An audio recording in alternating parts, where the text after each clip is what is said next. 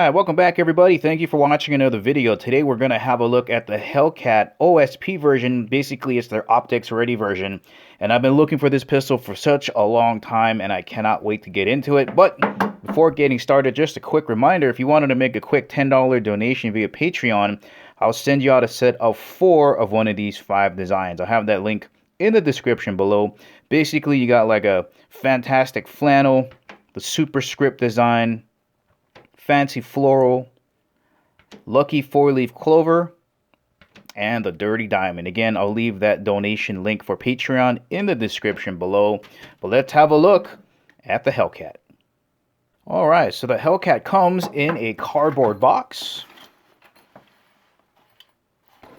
It actually has a soft case, which SIG and Smith & Ruger don't give you.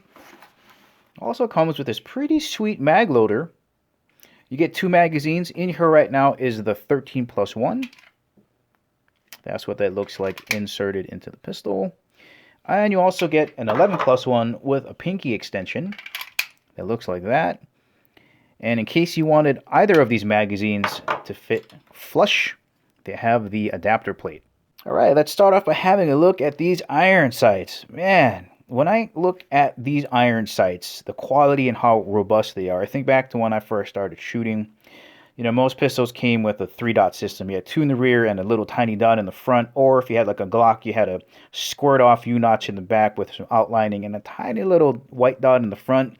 If you wanted something that was of a higher quality or better visibility, you had to spend some extra money to go get them. Especially the micro-compact pistols, those sights were horrible. But when you look at that, man, you got this tritium luminescent front U-notch, and it makes sense. You know, if you got a nice big bright dot there in the front, it's going to be awesome in low light situations. Why not have a U in there? Because half of a sphere is a U, and it's so easy to pick that up. Beautiful job. Seriously though, look how easy it is to pick up your target with that U-notch. I think I might prefer the rear to be blacked out, but that's a great job. Now, this is the OSP version, right? Optics sight pistol. It's basically optics ready. I like the fact that the rear sight is not part of this plate, which means that it'll stay on there. They are a little bit taller for a few reasons. Number one, you can co-witness with the dot in there. So if your battery goes down or maybe your sight breaks for some reason, you're able to still use the iron sights to look through the optic to use them. Also, it's a little bit taller. In case maybe your arm gets hurt, you can practice your one-handed manipulations to rack the slide. You hook it on your belt or the bottom of your shoe or the top of your boot. So I love these iron sights. Alright, really quick guys, I just want to show you what that front sight looks like with the lights turned off. Again, that's a front tritium sight and just a really luminescent ring around it. Okay, give me 2 seconds.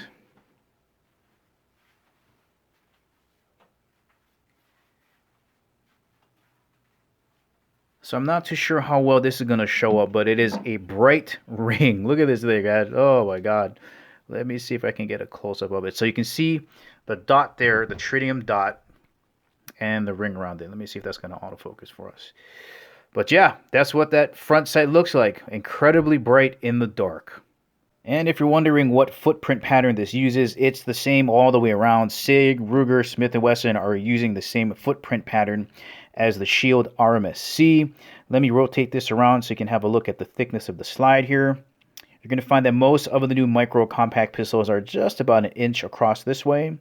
I like the way that they kept it nice and simple, just rolling around to the side this way. You can see they beveled the front right in here to stop it from snagging on your holster or your shirt as you're reholstering or holstering. And here's a closer look at the cocking serrations on the front. These are very grippy, unlike the Smith & Wesson Shield. So very good grip there. Very nice grip on the back here. You can see there. And they also continued the same type of serrations, cocking serrations on the top in case you like to grab it like that and bring it back. So nice job on the cocking serrations. Moving around back to the front of the muzzle, look at that. You got a rail on there. Unlike some of the other micro compact pistols, you can fit a nice little flashlight on there. Trigger guard, decent size. No serrations on the front. Nice and smooth. Rolls right around to a nice little cutoff here so you can stick your middle finger right under there comfortably. Get a nice grip. Alright, let's have a look at the controls here. So look how flush the slide catch release is to the frame. You're not even going to notice that, as well as the takedown lever. So flush. No thumb safety, but there is a trigger safety here. Again, without pressing this little lever in, your trigger isn't going to do anything. You have to depress that in to get the gun to fire. And I also like the fact that the trigger face is a little bit thicker, like that. And let's have a look at this magazine release, which I think is probably one of the nicest ones I've seen out of the SIG, the Smith & Wesson, and the Ruger. Look at how nice and flush it sits to the frame. Beautiful job. And my favorite thing is, check this out, I'm going to roll my hand around. It fits right in between the gap of my pointer finger and my middle finger. These are swappable, but for me, especially with the SIG, whenever I tried to punch the magazine release, it hit me right in the middle of my middle finger. But this one, no problem. In and out. And it's so easy to press. Really strange. Very easy to press even though it sits so close to the frame. I like the way it follows the lines as well. Beautifully done. Alright, let's have a closer look at this grip texture here.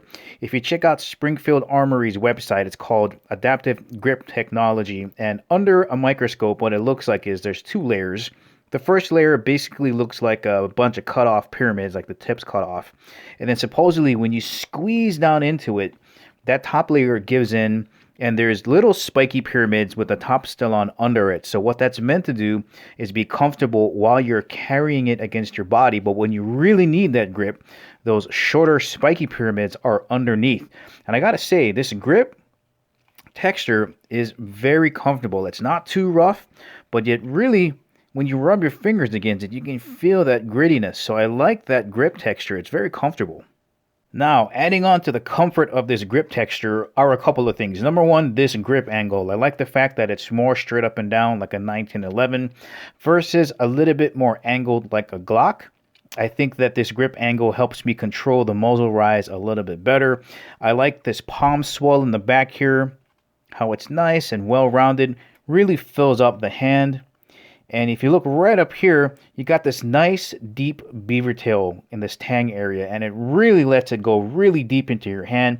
And if you've got larger hands that are fattier back here, this beaver tail is going to hopefully stop that slide from biting you back there. So you got a nice grip texture, nice grip angle, and a nice deep beaver tail to help you control that muzzle rise. Great job. All right, let's see how much this weighs with the 11 round magazine in there. Okay, is that going to zero out? Let me just tear this here. It's been teared. All right, so Hellcat OSP with the 11 round magazine coming in at 1 pound, 2.0 ounces.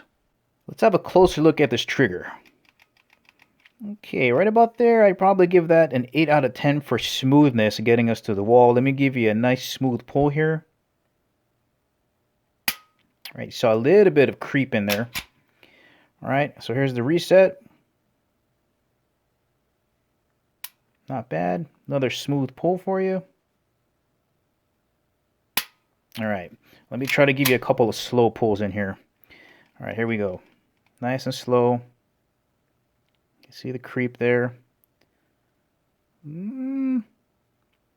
All right, and then a break. Not bad. Definitely better than the SIG and the Ruger, but not as crisp as a Smith. Here's the reset. And a nice slow pull for you again.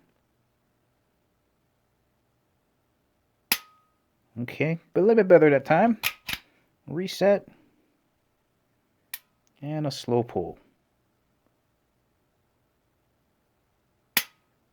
Still pretty good. One more. Okay, there we go.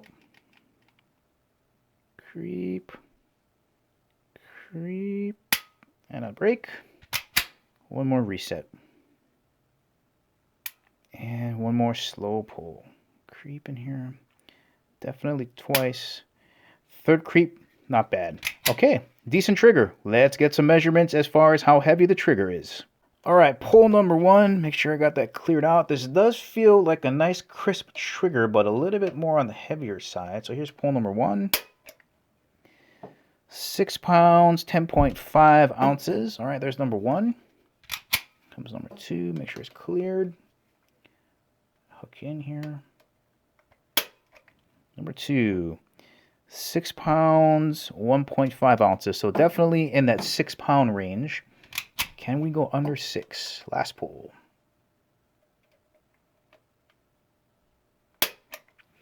All right, that's coming in at 6 pounds, 1 ounce, okay? I'd say probably 6 pounds, 6.5 ounces. Right in there, 6.5 ounces, 6 pounds. Well, all right, guys, there's your quick look at the Hellcat OSP. Awesome iron sights, great trigger, and all around nice and comfortable to grip onto. Thanks for watching. I'll catch you in the next video.